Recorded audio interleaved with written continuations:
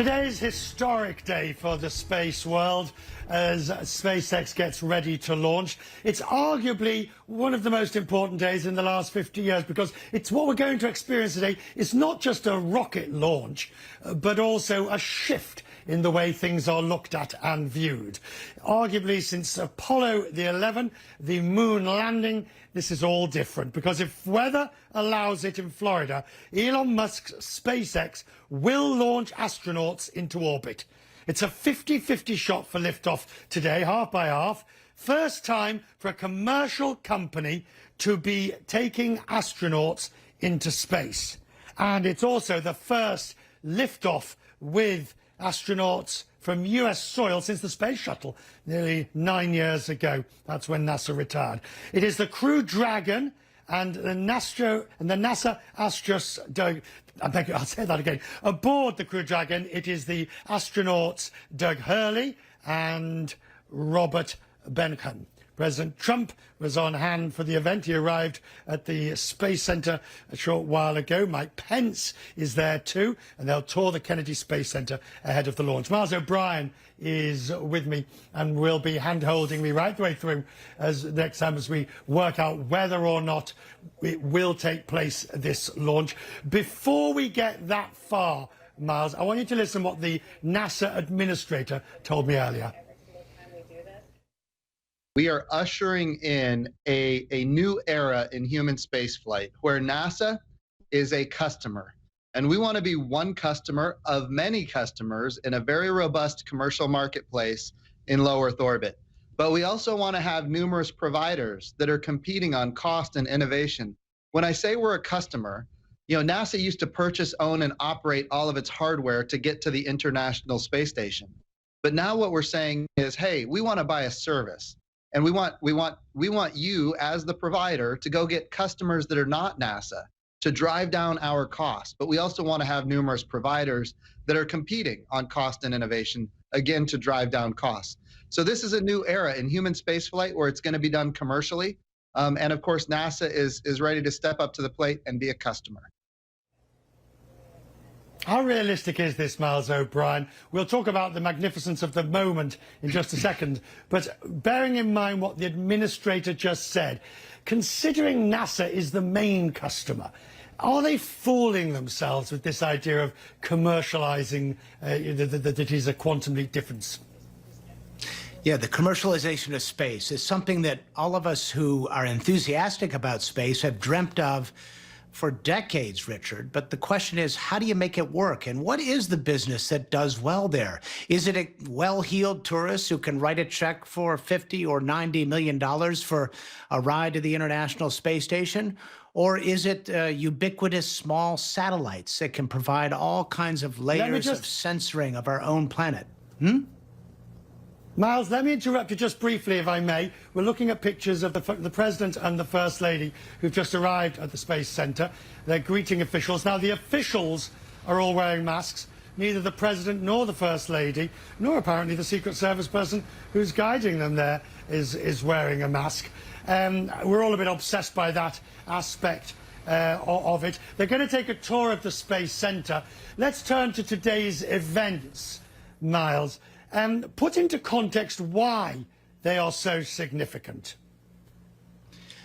This particular event is significant, Richard, because after all these years of NASA building its own rockets under these lucrative cost-plus Pentagon-style deals, they have moved into an era which makes it possible for a company like SpaceX to provide a service, not just to NASA, but if Tom Cruise wants to go shoot a movie on the International Space Station, they can do that. Now, that's kind of a limited market, obviously, but there are other ways that there could be businesses built in space. What if there were destinations for people to go to, commercial space stations, or for that matter, private interest hotels, if you will, in low Earth orbit?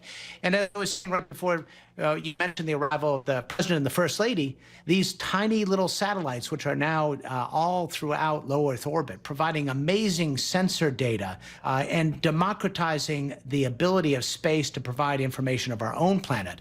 So there are ways that low Earth orbit can be a business, and that is where we're headed. Listen to Elon Musk, who just spoke to NASA a moment ago, and give me your thoughts on what he had to say. This is a dream come true, I think, for me and everyone at SpaceX. This is not something that I ever thought would actually happen. So when starting SpaceX in 2002, I really did not think this day would occur. I expected 90% chance we'd fail to even get to low Earth orbit with a small rocket. So somebody told me in 2002 that I'd be standing here with the NASA administrator, meeting the astronauts, and we've got a rocket and spacecraft on pad 39A, the best pad in the world, which is, it's an honor to be there. I would have thought, man, I don't know what you're smoking, but it's not. like no way. It's extraordinary, isn't it, that this private enterprise, the first time since the space shuttle, and it's being organized and primarily run by a private company. You know, it's easy to forget, Richard, on this day where we're celebrating what has occurred to even get to this point, the level of skepticism and controversy that occurred at the outset of this idea. It was during the Obama administration when a NASA program called Constellation was canceled. It was a traditional old-style cost-plus rocket program to fly to the moon and maybe eventually Mars. And then instead, Obama said, let's shift. Let's try to create a market in space. Well, the old guard wouldn't have it, and their allied politicians blocked this as hard as they could. But there was a certain inevitability to this because in the end, it is about an order of magnitude cheaper. All right. And, you know, if you think about a seat on a space shuttle flight was about $1.5 billion a flight. So this is cheaper. Miles, finally, we're looking at some pictures there just of the weather systems that are going through the region. From your knowledge and understanding of the thunderstorms, they still say 50-50 for takeoff. What is the risk? I mean, this is so naive in many ways of me, but hopefully you can explain it. Planes fly in bad weather, not very bad weather, but planes do fly in bad weather.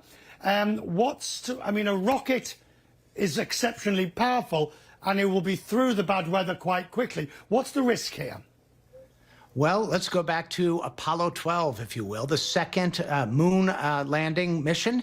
As it happens, a president was present there, President Nixon. They launched into some very thick anvil cumulus clouds, and the rocket plume itself going through the atmosphere created induced lightning. It created its own lightning, Richard, because of the friction with the atmosphere, causing a massive electrical failure. They nearly had to abort that particular mission were it not for some smart flight controller in Houston who knew what switch to push at the right moment to allow that flight to continue. So things like that are what you have to worry about. Then, of course, if there was ever an abort scenario, you want to make sure those parachutes open well, and if that crew ends up bobbing in the ocean, that the sea state is not too high so that they're safe.